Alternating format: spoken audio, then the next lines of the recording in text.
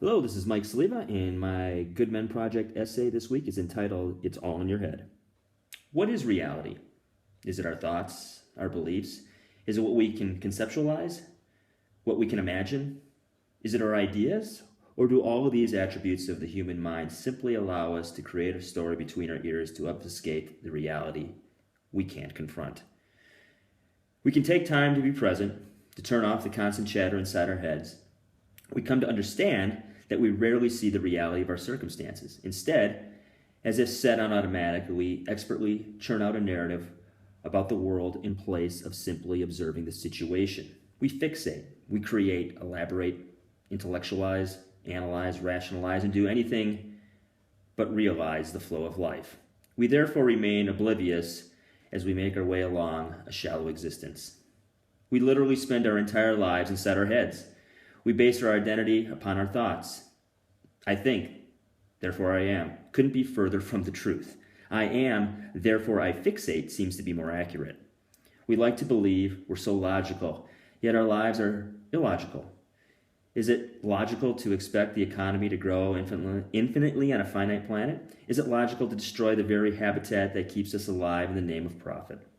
Is it logical to continue to vote and support policies, politicians, and bureaucrats year after year who promote the things I've mentioned above?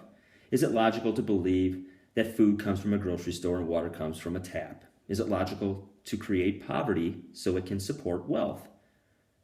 We're not logical. We're conditioned like rats in a cage. So what to do? First, get out of your head. Stop thinking your way through life. Look where thinking has gotten us. Begin by responding to life as it happens. If you see injustice, address it. If you hear about a better way to live, investigate it. If you feel life is passing you by, do something about it. This isn't difficult. We've made it extremely difficult by telling ourselves a never-ending story. We went from gathering food to locking it up in stores. We went from living to earning a living. Where once it was our job to live, now we live to work. It's called a con job. I'm calling for an evolution in our approach to decision making. Instead of rationalizing our current living arrangement, we need to react to it. Currently, we live in a world that promotes injustice and environmental degradation.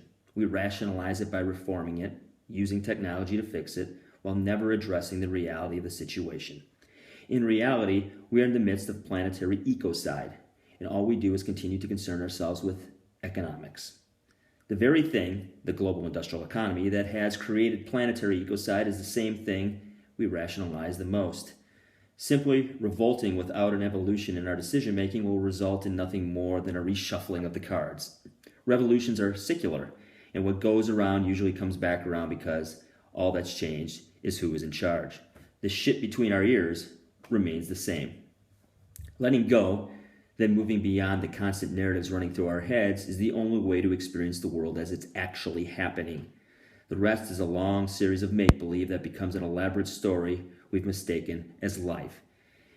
It's an imitation that plays out in our minds as real life passes by. Maybe reality is something to be avoided, and that's why we make up these stories and scenarios. Maybe what is simply too painful to participate in. If that's the case, then your life, our way of life, is a waste of time.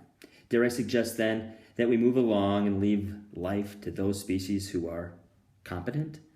After all, the ants, catfish, and koala bears aren't destroying habitat. They're not going to be in school and go to school to become more productive. They're not arrogant, and they're certainly not here to earn a living. Change or be gone.